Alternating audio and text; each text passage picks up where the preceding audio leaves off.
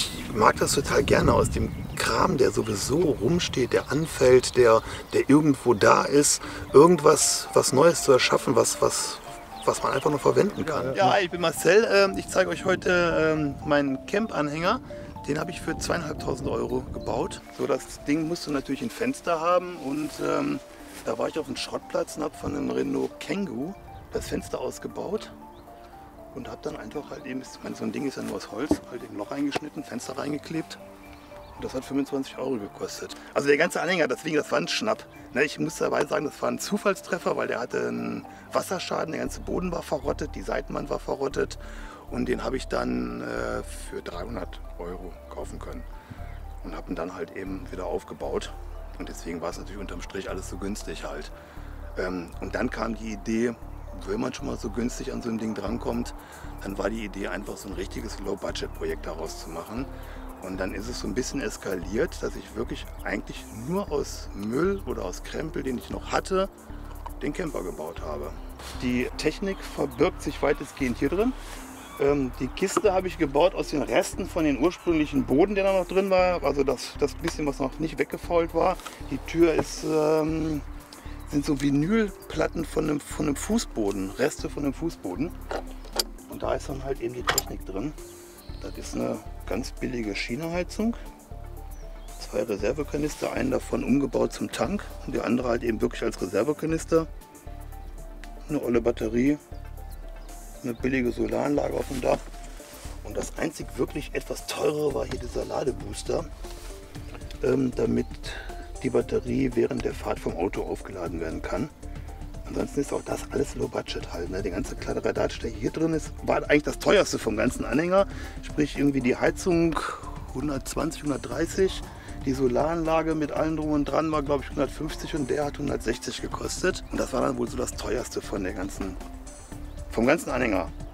Aber gut, ohne dem macht es im Winter keinen Spaß.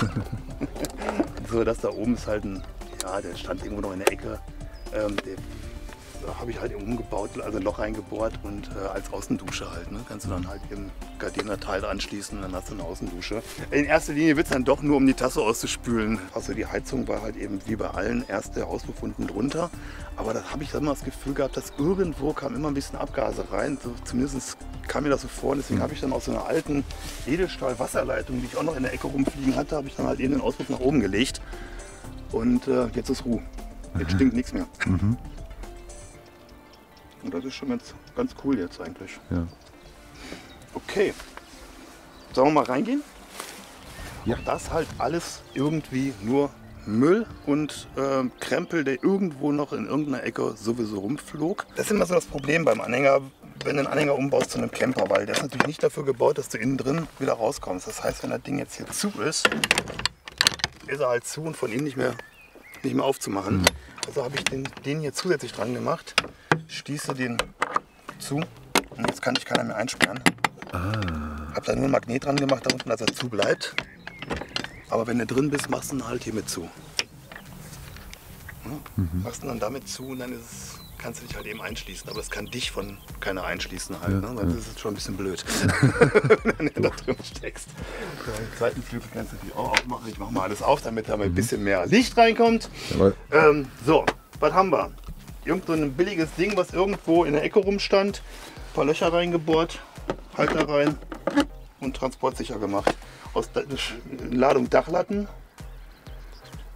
Die Box habe ich ein Auslaufmodell gekauft. Und das war es, was ich gekauft habe. Der Rest ist wirklich nur Krempel, der irgendwo bei mir in der Werkstatt rumflog. Fängt an mit einem alten Kanister als Abwassertank.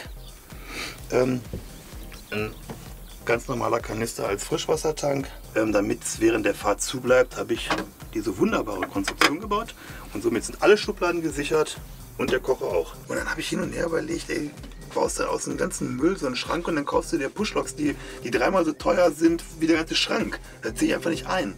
Und dann habe ich halt eben diese Stange da einfach dran gefummelt. Und die schützt auch alles mit einem Abwasch. Ich sehe immer wieder, dass so viele Leute halt irgendwelche Wasserkonstruktionen bauen, wo dann unten die Tanks sind, aber so ein 10-Liter-Kanister einfach etwas höher angebracht. Die Schwerkraft macht den Rest. Ohne Pumpe? Ohne Pumpe. Das Ding kannst du runterklappen. Ist auch wieder dieser Vinylboden. Das sind so ein paar Reste gewesen, die ich halt eben rumfliegen hatte. Genauso wie das Teil, was ich hier das Fenster reingesetzt habe. Das kannst du rausnehmen. Ist halt so eine Zwangsbelüftung. Eigentlich ist das Fenster ja...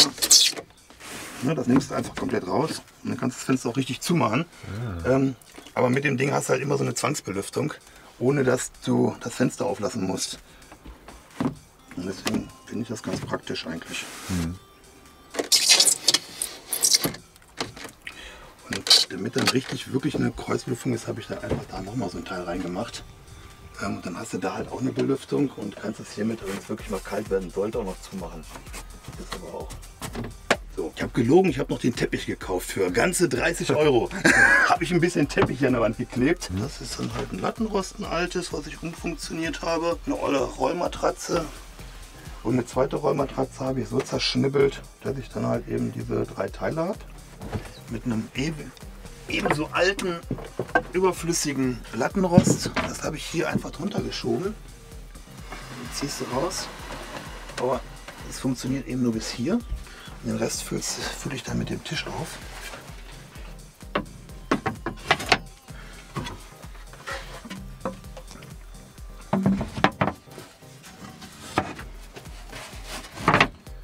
So, und dann kannst du hier ein wunderschönes Doppelbett draus machen.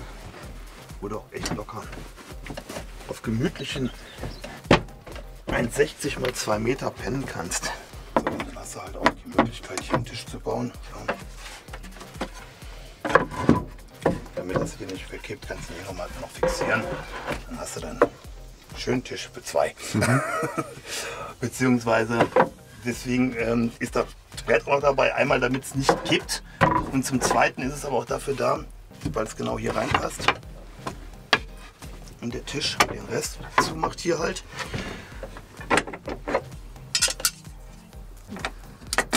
Und dann kannst du hier das Lattenrost rausziehen.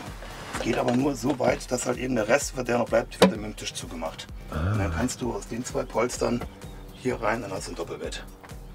Und das ist eigentlich so. Ab und zu fahre ich dann halt auch mal mit meinem Sohn, aber meistens ist es tatsächlich für mich so für kleine Auszeiten für mich alleine. Tatsächlich. Das Rollo aus einem Stück alten Kunstleder ist eigentlich auch, irgendwo habe ich das mal im Internet gesehen, fand ich ziemlich cool, weil es halt eben, wenn es zu ist, wirklich auch zu bleibt, absolut blickdicht und so simpel ist. Ne? Irgendwie, ich habe dann nur eine kleine Holzstange unten dran getackert und das ist einfach zu. Von innen bleibt es relativ hell und von außen ist es blickdicht. Licht ist natürlich wichtig. Vom Baumarkt, ich glaube 10 € und fertig. Das ganze Ding, also ist alles rausnehmbar. Es bleibt im Grunde genommen, die ganze Campingausstattung ist Ladung. Es ist nichts festgeschraubt, es ist alles nur an den Zurleisten festgemacht mit Schnellspannern. Da unten siehst du zum Beispiel einen, hier ist so ein Schnellspanner oder halt eben mit ganz normalen Zurgurten. Irgendwie festgemacht. Halt, das ist dann auch zu klappen. Wenn du jetzt wirklich zu zweit hier drin pennst, ist es vielleicht angenehmer. Manchmal kann man sogar losschrauben. Anscheinend geht nicht. Keine Ahnung. Jetzt irgendwie fest. Jetzt. So, dann kannst du das noch runterklappen, damit du ein bisschen mehr Platz hast. So, dann braucht natürlich jeder Camper eine Toilette. Die ist dann halt eben hier drin. Dachlatten und eine Baufolie von innen dran getackert und dann ist das der Schrank und sogar eine Toilette drin. Auch alles nur mit Zugurten fixiert. Hat die übelsten Schotterpisten in Schweden klaglos überstanden. Hält. Das sind alles nur Reste von irgendwelchen alten Einwegpaletten. Habe ich mir dann irgendwann mal ein bisschen Kochgeschirr geschnitzt. Das sind die langen Winterabenden.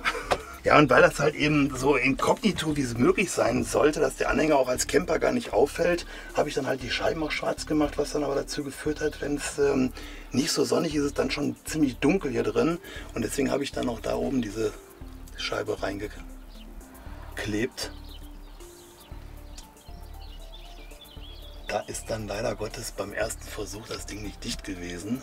Und dann musste ich unterwegs ohne Abklebband dann noch mal ein bisschen nacharbeiten, deswegen sieht es so ein bisschen scheiße aus. Aber gut, kann ich alles haben. So, und das sind so die Grunddinge. Da unten drunter kommt dann halt die Heizung, pustet von da hinten rein. Die Bude, obwohl sie nicht isoliert ist, wirklich innerhalb von einer, ich sage jetzt mal Viertelstunde, ist hier echt angenehm warm drin. Wie gesagt, kälteste Nacht bis dato war minus 11 Grad und problemlos, echt problemlos. Ja, und weil halt eben alles, die ganze Technik vorne auf der Deichsel steht, kann ich hier alles rausräumen, komplett. Und dann bleibt eigentlich nur das Fenster und vorne diese kleine Düse, wo halt die warme Luft reinströmt. Kabel laufen halt in den Kanälen ganz am Rand. Das heißt, eigentlich ist der dann wirklich leer und auch als Transportanhänger wieder nutzbar. Ja, gerne aus dem Kram, der sowieso rumsteht, der anfällt, der irgendwo da ist, irgendwas was Neues zu erschaffen, was man einfach noch verwenden kann. Ich glaube, das Konzept ist jetzt auch nicht neu. Kannst du halt zusammenstecken und sind super klein, super handlich. Und ist ein wunderbarer kleiner Camping-Liegestuhl und ist einfach nur komplett aus einem alten Lattenrost. Ein paar Schrauben und wohl noch ein Gurt. Das war's. Und schon hast du einen kleinen Stuhl.